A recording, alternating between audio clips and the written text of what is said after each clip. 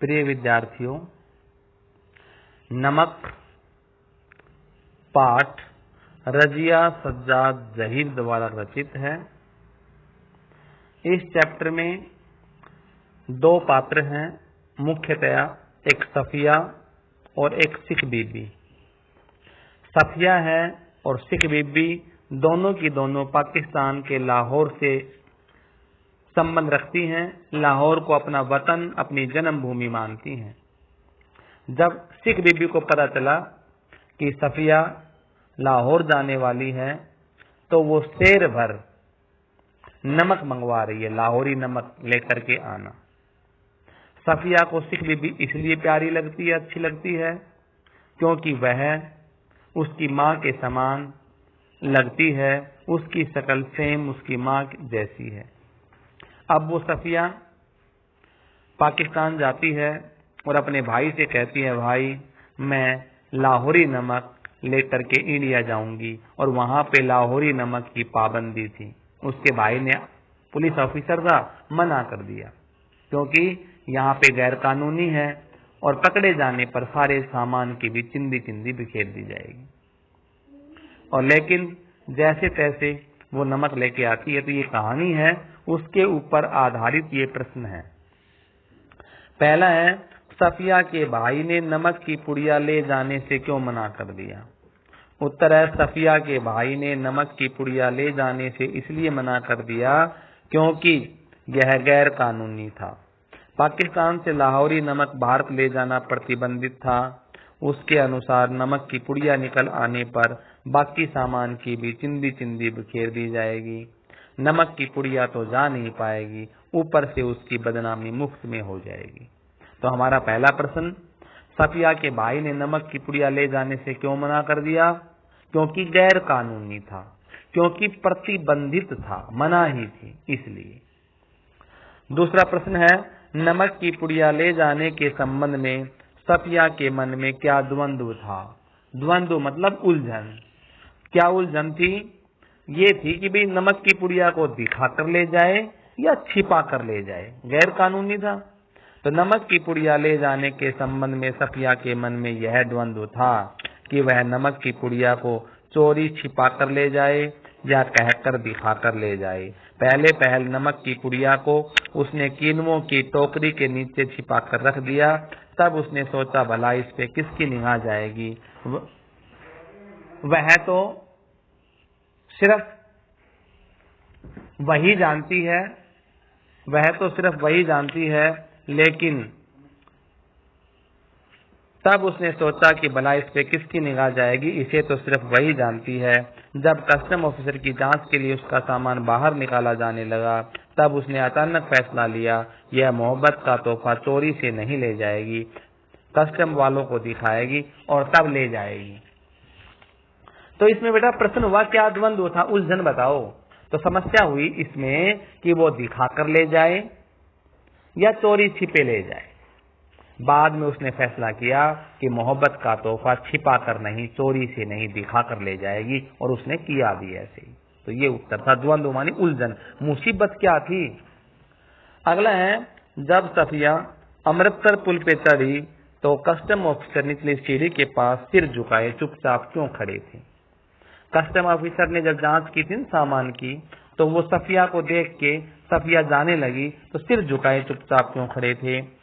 सफिया जब अमृतसर पुल पे चढ़ी तब कस्टम ऑफिसर पुल की सबसे निचली सीढ़ी के पास सिर झुकाए चुपचाप खड़े थे। यहाँ तक तो प्रश्न हुआ। उन्हें उस समय अपना वतन ढाका याद आ रहा था।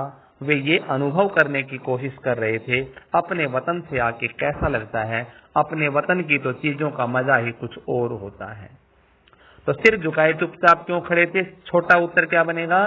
क्योंकि उसे अपने वतन ढाका की याद आ रही थी।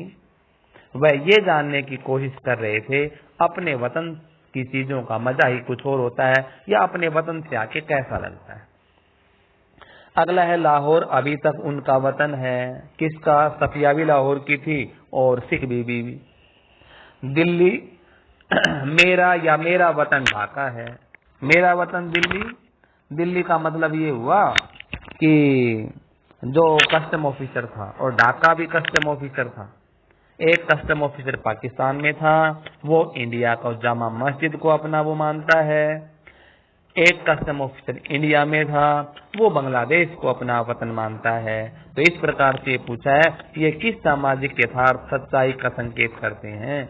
कोई अपना वतन कुछ बता रहा है, कोई अपना वतन कुछ बता रहा है। तो इसमें देखो ये इस प्रकार के उद्गार मानी विचार इस सामाजिक यथार्थ का संकेत करते हैं सच्चाई का, कि विस्थापन का दर्द व्यक्ति को जीवन भर सालता है।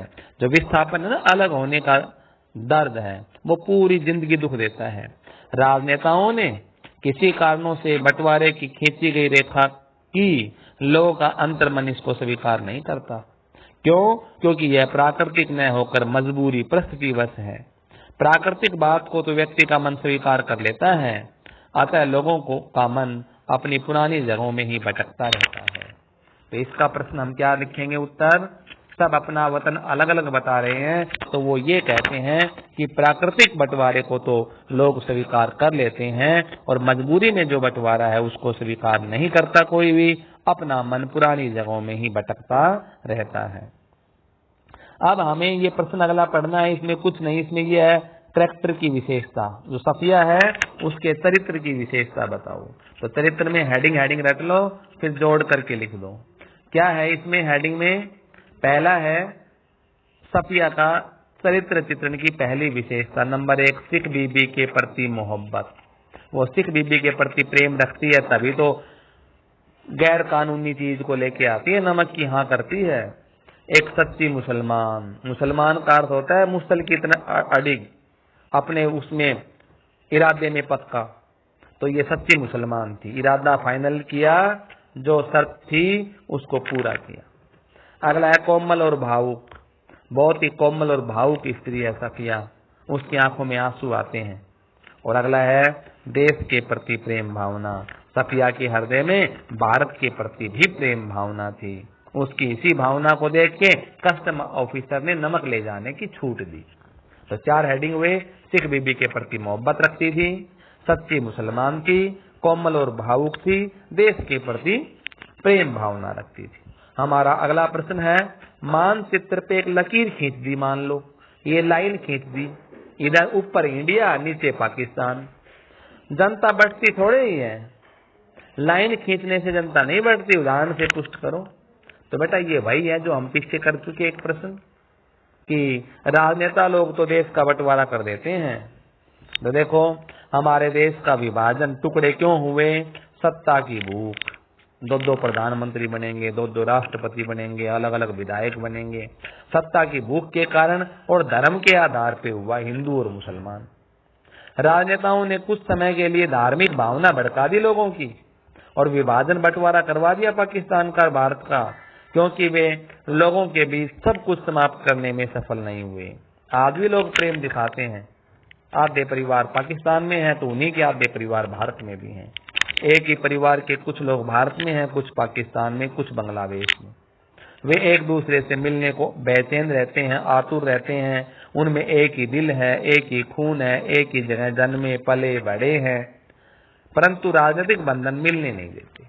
तो हमारा प्रश्न था, मानचित्र पे अगर एक लकीर खींच देते हैं, लाइन खींच देते हैं, क्या जमीन और जनता बढ़ती है? कभी नहीं। लोगों का मन एक दूसरे से मिलने को तैयार रहता है। बंटवारा तो धार्मिक भावना भड़का के और अपने स्वार्थ के लिए लोगों ने किया है, भगवान ने नहीं किया ये बंटवारा। अगला प्रश्न है, नमक की कहानी में भारत पाक की जनता के आरोपित भेदभावों के बीच मोहब्बत का नमकीन स्वाद घुला है कैसे? तो बेटा इसमें जो अंतिम प्रश्न है ये भी सेम है, वही भारत के टुकड़े, जनता, भोली भाली जनता। तो यही लास्ट प्रश्न है। हम अगर लकीर खींच देते हैं तो जमीन और जनता नहीं बढ़ती, ये एकदम सत्य है। नमक कहानी में यही संदेश दिया है। सिख बीबी, पाकिस्तानी कस्टम अधिकारी, भारतीय कस्टम अधिकारी ऐसे चरित्र हैं जो सफिया को नमक की पुड़िया मानचित्र पर लिखी या खींची लकीरों को मिटाती हुई, अपने देश के कानूनों की बंदिश को समाप्त करती हुई अपने गंतव्य स्थान पे पहुंचती है। इंडिया में आती है नमक लेके। नमक पे गैर कानूनी पाबंदी, नमक पे पाबंदी थी, उसके बाद भी सफिया इंडिया में नमक लाती है और दिखा के लाती है। इसका मतलब कानून देखता रह जाता है। कानून से बड़ा हुआ प्रेम। कानून कोई बड़ी चीज नहीं। 72 वर्षों से खींची हुई, ये टाइम बढ़ता जाएगा जो 72 वर्षों से खींची हुई ये लकीर आज भी यहाँ की जमीन और जनता को बांटने में सफल नहीं हुई। जो आतंकवाद है, जो बंटवारा है, ये सब चलते रहेंगे। ये धार्मिक भावनाओं को भड़का के करते हैं। लेकिन बेटा, भारत और पाकिस्तान और बांग्लादेश, नेपाल, चाहे किसी देश के नागरिक हो, आधे वहां रहते हैं, आधे यहाँ मिलजुल के रहते हैं। लेकिन कुछ लोग ऐसे होते हैं, कुछ व्यक्तियों की ऐसी मानसिकता होती है, वो भड़काते हैं, इस कार्य को विरुद्ध में उठाते हैं। धन्यवाद।